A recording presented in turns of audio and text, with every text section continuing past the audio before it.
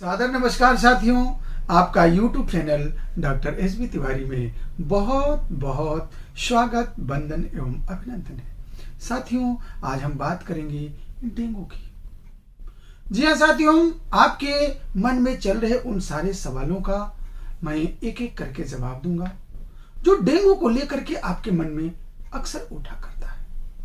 मौसम बदलते ही अक्सर डेंगू के रूप में एक बहुत ही बड़ी समस्या हम सबके लिए खड़ी हो जाती है, जैसे इस समय माहौल चल रहा है। आपके मन में बहुत सवाल आते हैं कि डॉक्टर साहब, डेंगू आखिर जो है क्या होता है, ये कैसे होता है, क्यों होता है, कितना खतरनाक होता है, ठीक होने में कितना समय लगता है, इसके लक्षण क्या हैं, इसकी पहचान क्या है, इसमें कौन कौन से जांच कराने चाहिए, प्लेटलेट की मात्रा कितनी हो तो डेंगू माना जाएगा, सही उपचार क्या है, इसमें हमें क्या खान पान रखना चाहिए और क्या आपने डेंगू के मरीजों को ठीक किया है, और जनरल जो है सावधानियां क्या बरतनी चाहिए। तो साथियों, मैं आज आपके इन सवालों का एक एक करके जवाब दूंगा। सबसे पहला सवाल आपका है कि डॉक्टर साहब, डेंगू क्या होता है। साथियों, मैं बताऊं कि एक होते हैं बैक्टीरिया, एक होते हैं वायरस।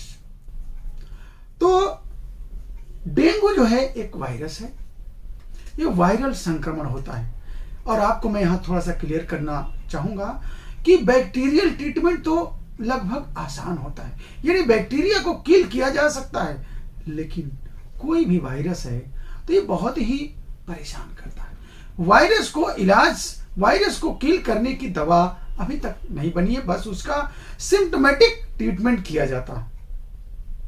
तो ये एक वायरस का संक्रमण है। ये फ्लेवी विराइडी ग्रुप का एक जो है वायरस है।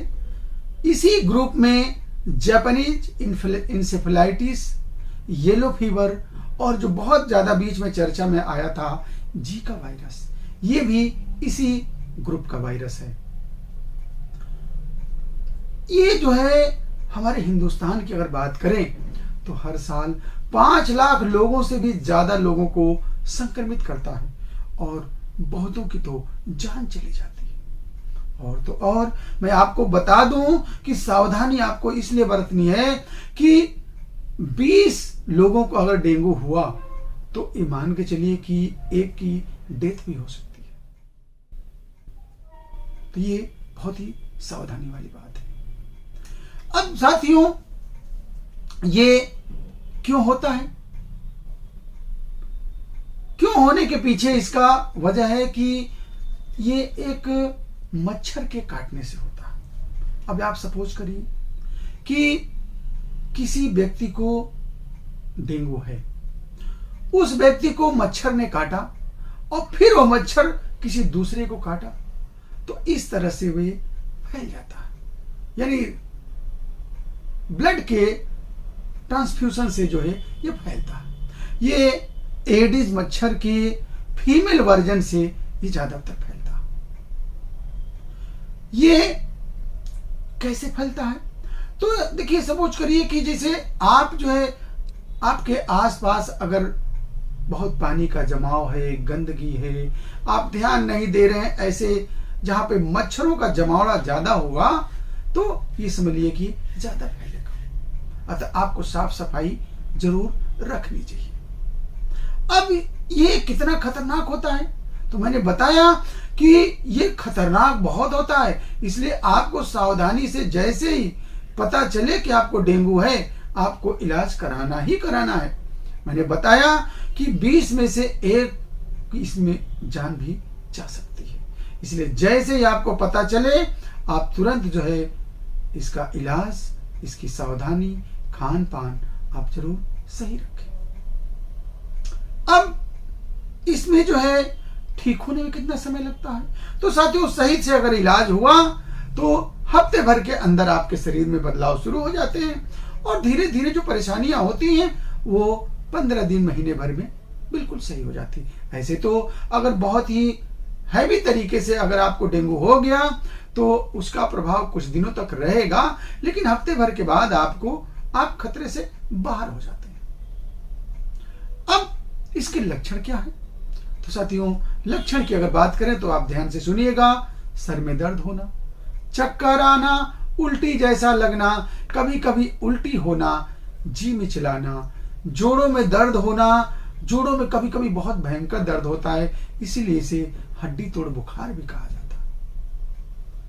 आंखों में जलन, आंखों में भारीपन, बहुत कमजोरी लगना, चक्कर आना और ग्रंथि शोध हो जाता है, ग्लैंड्स हमारी कभी कभी सूज जाती है। और सबसे मुख्य जो पहचान होता है कि हमारे स्किन के ऊपर रैशेस आ जाते हैं, उसमें इचिंग भी होने लगती है।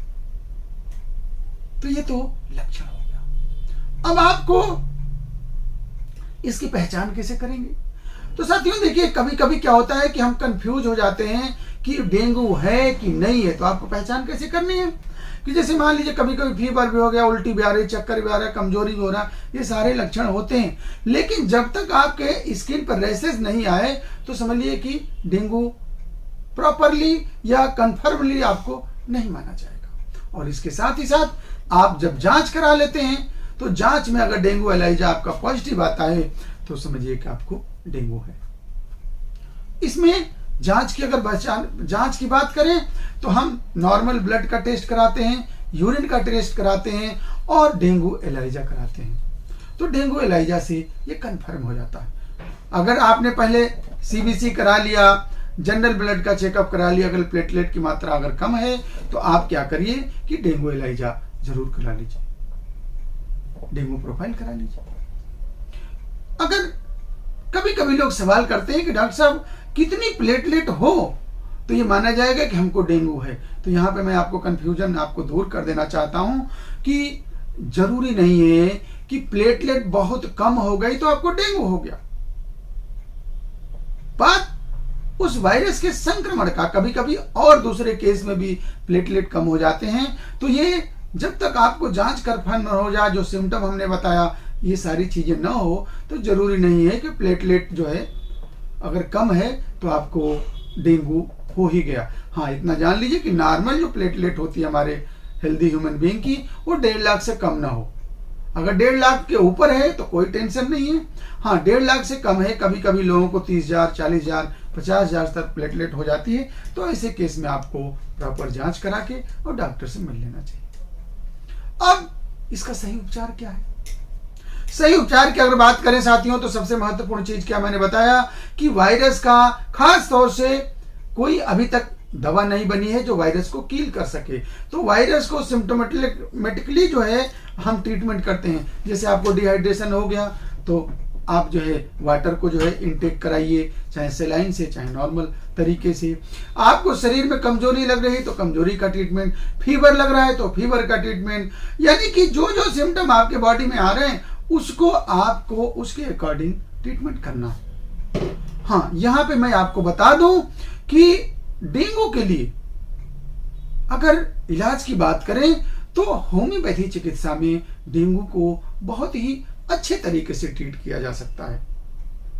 हम लोग बताएं साथियों कि डेंगू के पेशेंट को जब दवा दी जाती है तो ऐसा देखा जा रहा है कि प्लेटलेट बहुत कम है और दवाएं दी गई तो दवाएं जो है बिना किसी दुष्प्रभाव के 2-3 दिन के अंदर ही प्लेटलेट को बढ़ाते रही।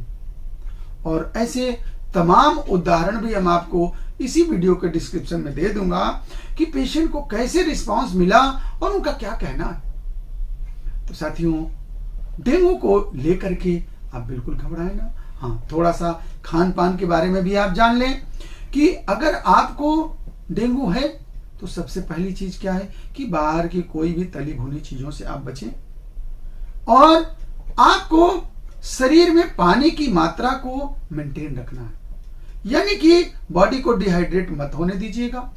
अगर वीकनेस लग रही तो वीकनेस को आप दूर करें, ज्यादा भारी वर्क मत करें, थोड़ा रेस्ट करें और पॉजिटिव रहें, प्रॉपर ट्रीटमेंट इलाज कराते रहें। और इसके साथ ही साथ जो है जांच आप जरूर करा लें। और खान पान की अगर बात करें तो खान पान में इसमें जो है आप ऐसी चीजें लें जिससे प्लेटलेट बढ़े, जैसे पपीता है, अनार है, आप जूस का सेवन करिए, आप जो है कीवी ले सकते हैं, और इस तरह से आप जो है सेव भी ले सकते हैं, और इस तरह से आप जो है अपना खान पान सही करके और डेंगू से बच सकते हैं।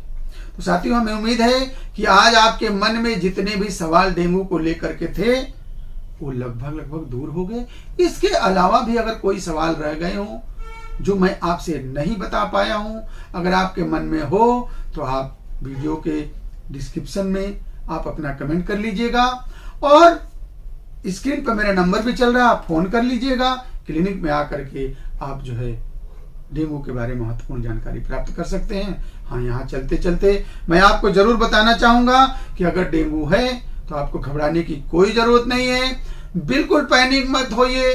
आप जो है सिम्टम के हिसाब से अपना ट्रीटमेंट करिए, खान पान सही रखिए, और हो सके तो आप कोई भी कार्य कर रहे हैं, कोई भी दवा ले रहे हैं, लेकिन साथ में अगर आप होम्योपैथी को आप अपनाते हैं तो एक आपके लिए बहुत ही मजबूत जो है सपोर्ट मिलेगा, एक बहुत ही मजबूत जो है आधार मिलेगा। इसलिए कि विदाउट किसी नुकसान के, और इन सिम्टमों को सही तरीके से अगर रिमूव करने की क्षमता रखती है तो होम्योपैथी है। साथियों, में उम्मीद है कि आज डेंगू के बारे में आपको बहुत ही महत्वपूर्ण जानकारी प्राप्त हुई।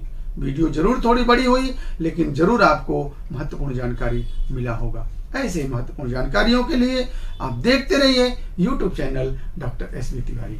बहुत बहुत धन्यवाद। जय हिंद, जय भारत।